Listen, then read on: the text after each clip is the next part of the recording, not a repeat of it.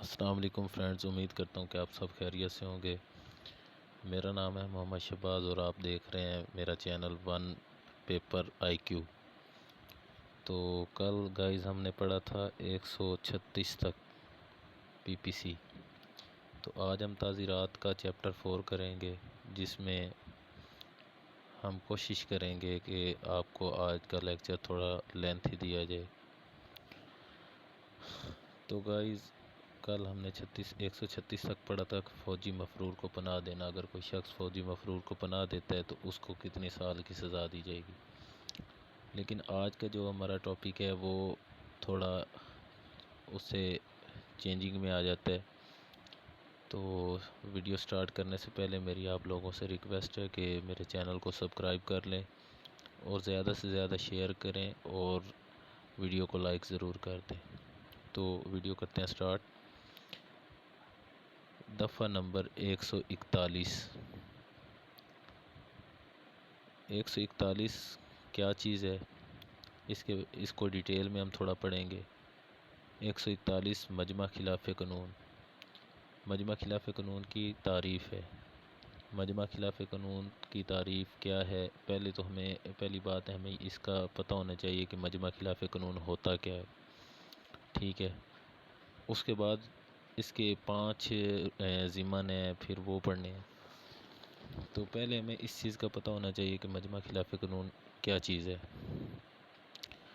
تو میں آپ کو بتاتا چلوں کہ مجمع خلاف قانون میں 5 یا 5 سے زیادہ اشخاص شامل ہوتے ہیں، مطلب 5 بندے، منیمم 5 بندے ضروری ہیں۔ اور اس کی آگے ضمن ہے، مطلب 5 یا 5 سے زیادہ اشخاص کا مجموعہ جن کی غرض مشترک ہو۔ شرط انہوں نے رکھ دی کہ ان کی غرض مشترک ہو، اور آگے اس کے 5 ضمن ہیں۔ 5 ضمن کون سے ہیں؟ مطلب وہ کوئی وفاقی یا صوبائی حکومت، مطلب ان سے کوئی بات منوانا چاہ رہے ہوں تو کوئی جبر مجرمانہ یا مجرمانہ کی نمائش کریں۔ پوائنٹ کی بات یہ یاد رکھنے والی ہے کہ مجمع خلاف قانون میں وہ نمائش کریں گے، ٹھیک ہے۔ اگر وہ نمائش کی بجائے جبر کرنے لگ جاتے ہیں تو وہ بلوا میں آ جاتا ہے، وہ ہم آگے پڑھیں گے۔ تو یہ مین پوائنٹ آپ نے یاد رکھنا ہے، مطلب سرکاری حکم کی تعمیل نہ کرنے کے لیے اکٹھے ہو جانا، مطلب دھمکانا، ڈرانا، سارا اسی میں آ جاتا ہے، جب تک وہ ہاتھ سے کوئی عمل نہ کرے۔ جب وہ ہاتھ سے کوئی عمل کریں گے تو وہ بلوا میں آ جائے گا۔ یہ تھی مجمع خلاف قانون۔ امید ہے کہ آپ لوگوں کو اس بات کی سمجھ آئی ہوگی۔ تو اگر کوئی شخص مجمع خلاف قانون کا رکن ہوتا ہے تو اس کو 142 کے تحت سزا ہوگی۔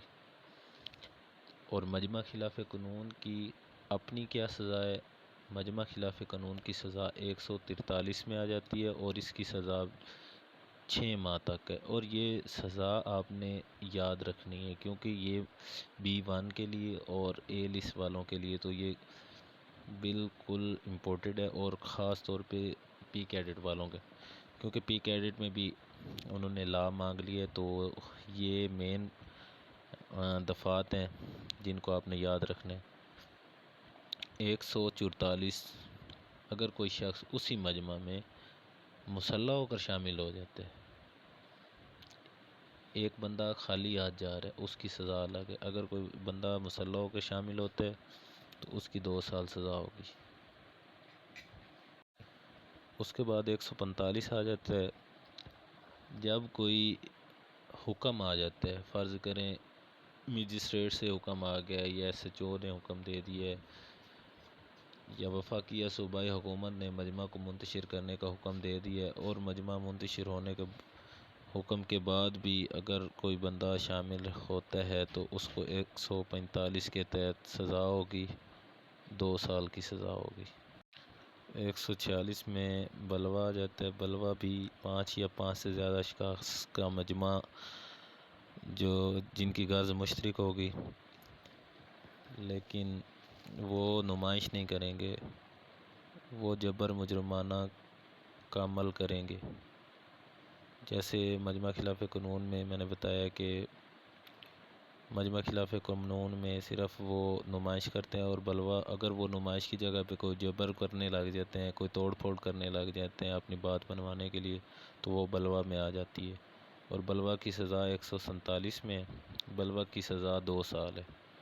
اور اگر کوئی بندہ مسلح ہو کے بلوا کرتا ہے، مطلب سیم چیز ہے، مجمع اور بلوا میں فرق، مطلب اس میں صرف اس نے نمائش کی ہے، مسلح ہو کر نمائش کی ہے تو اس کی 2 سال سزا ہے۔ اگر بلوا میں کوئی شخص مسلح ہو کر بلوا کرتا ہے، مطلب کسی کو ڈراتا دھمکاتا ہے اور کوشش کرتا ہے فائر کرنے کی یا ہوائی فائرنگ کرتا ہے، تو 148 مسلح ہو کر بلوا کرنا 3 سال سزا ہوگی۔ اور مین پوائنٹ پھر آ گیا کہ ان کی غرض مشترک ہونی چاہیے، 149 میں ان کی غرض مشترک ہونی چاہیے، مطلب 5 بندے ہیں تو 5 کی غرض بھی مشترک ہونی چاہیے۔ تو انشاءاللہ امید کرتا ہوں کہ آپ لوگوں کو اس بات کی سمجھ آئی ہوگی۔